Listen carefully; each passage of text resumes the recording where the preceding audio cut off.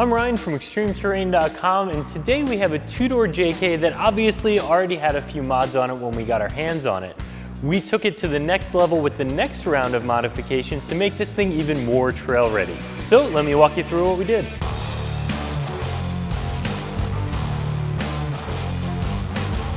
So when this Jeep came to us, it already had a lift kit on it and it was rolling on 35-inch tires.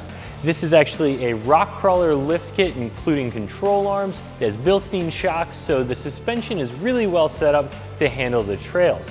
It also had a spare tire carrier to handle the weight and the extra size of these large spares.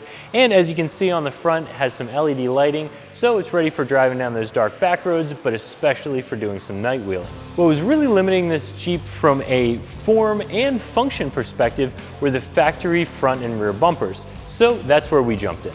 We started out with getting rid of the factory plastic front bumper. Now there's nothing wrong with that front bumper, especially on a stock JK, but frankly it looked completely out of place on our lifted and modified Jeep. We wanted to add something that was not only going to look a lot better and go along with the rest of the tough exterior, but also add a lot of function. So for that we decided to go with the Barricade Extreme HD Stubby front bumper. A lot of people like the way a stubby front bumper looks on a JK because it gives it that aggressive off-road look that a lot of you are after. I especially like the way this bumper looks with these flat fender flares because it really matches the lines and the width well, and I think that they go well together. But first, let's talk about the function of this bumper. The narrow width isn't just about looks. When you're running a large tire like we are, and you have a quick sway bar disconnect like we do, you're gonna get a ton of axle articulation and travel off-road. Sometimes those big tires can come into contact with the front bumper when you have a full width bumper. This stubby bumper is going to ensure that we don't have any clearance issues and you have a full range of motion when you're crawling on the rocks. Aside from the narrow width, this bumper has a couple other functions that I really like. One is this sunken winch mount that will accept up to a 12,000-pound winch without the need for any extra hardware or an additional winch plate. Most winches have a standard footprint, so no matter what brand winch you get, it'll fit right in here. The bumper also has this bumper hoop that has two different sets of light mounts on it. One set of light mounts is designed specifically to accept a Raxium 21.5-inch light bar, and the other can be used for any light pods that you might want to mount on the hoop. Finally, up front, you have two D-ring mounts. And you guys might be thinking, my Jeep already has tow hooks from the factory, why do I need D-ring mounts? Well, when you're using the tow hooks for recovery, and especially if you're using them for a snatch strap that's designed to first be a little bit lax and then get pulled tight at speed, there's always a chance that the loop of the strap is going to slip off of the hook. When you're using a D-ring like this that's mounted directly into the frame, you know you're going to have a nice solid connection that isn't going to come apart until you want it to. Like I said, these D-ring mounts are really strong. They're welded, gusseted, and bolted directly into the frame horns. The whole bumper is built from 3/16-inch steel, and everything is covered with this textured black powder-coated finish that is really durable, and it'll match a lot of the factory plastic and other modifications on your Jeep. One of my favorite parts about this Barricade bumper and a lot of other Barricade products is it does all of this at a really affordable price. Obviously, this bumper isn't alone up here. We also added a winch. The idea behind this next round of mods, like I said before, was to make the Jeep look tougher, but also make it more trail ready.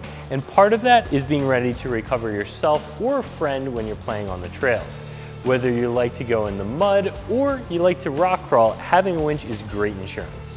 For this build, we went with the Barricade 9,500-pound steel cable winch. This winch is also available with synthetic line or with a wireless remote, and it's available in 12,000-pound capacities in each of those configurations. Because we have a two-door Jeep, and while it does have some armor, it's on the lighter side of things, 9,500 pounds is more than enough for what we want to do. When you're choosing a winch, one of the biggest things you want to look at is overall pulling capacity. If you do have a heavy armored up four-door JK that you plan on bearing up to the frame in mud, or you want to be able to pull out your buddies in their full-size pickups, maybe you go with something that has a higher weight capacity. Aside from weight capacity, you want to look at line speed. If you're somebody who's going to use the winch only a few times a year, maybe having a slower line speed isn't the end of the world. But if you plan on getting a good bit of use out of your winch, you might want something that has a little bit of a quicker rate of speed.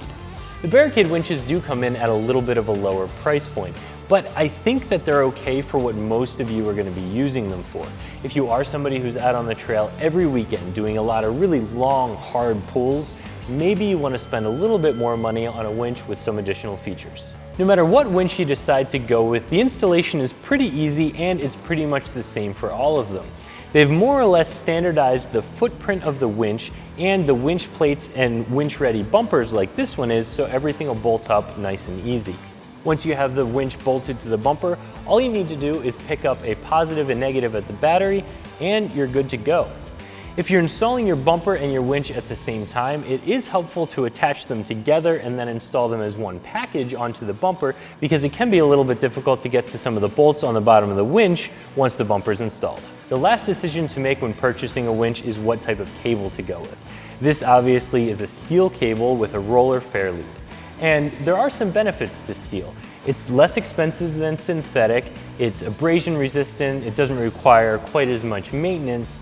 However, the drawback to steel is that when you're under load, when you're pulling, if the line breaks, it'll fly through the air, it can cause damage or injure someone. A synthetic line will stretch just like steel will, but it doesn't store that energy. So if it breaks under load, it just falls to the ground harmlessly.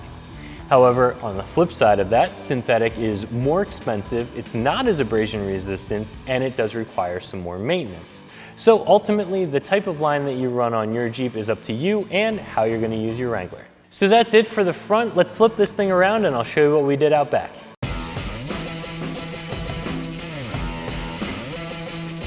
So back here, the idea was the same. We wanted to round out the tough off-road look and styling of the Jeep, but we also wanted to add a lot of function.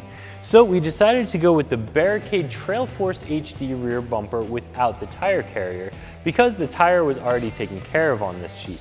If you have larger tires on your Jeep and you want a tire carrier to help handle the extra size and weight, that is available with this bumper. Just like up front, this bumper is going to be a lot stronger than that factory plastic bumper. It's made of the same 3/16 inch steel and covered with the same textured black powder coat, so it's going to match your Jeep and your other accessories. It's not just about form, it's also about function with the rear bumper as well as the front. This has a nice deep cutout here for the spare tire, so if you have an adjustable tire mount like we do, you can keep even a large spare tire nice and low, giving you as much of the back window to see out of as possible. The bumper also has two D-ring mounts that bolt directly into the frame and a center recovery point, so no matter how you get stuck and what angle you have to get pulled out from, you've got options. Getting this bumper installed on the Jeep is really easy. If you've ever taken off your factory rear bumper, you know there's not much to it or the way it mounts to the Jeep. There are two bolts on each side that you have to remove and the old bumper pops right off. To get the new one installed is really easy because it's designed to be completely bolt-on without the need for any drilling. The new bumper includes backing plates to go inside the frame to add a bunch of strength, and it bolts to the rear cross member in the same way that a factory hitch would. Again, it's all about strength.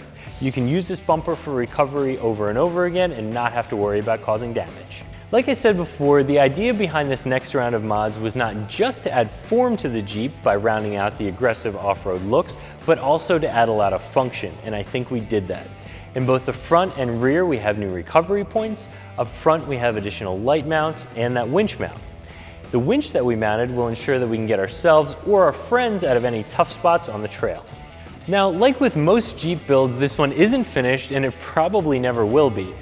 But I think we accomplished our goals by making it look a lot better and by adding a lot of function, all on a pretty modest budget. So for more great Jeep content and other Jeep builds like this, make sure you check out ExtremeTerrain.com. But for now, I'm Ryan. Thanks for watching.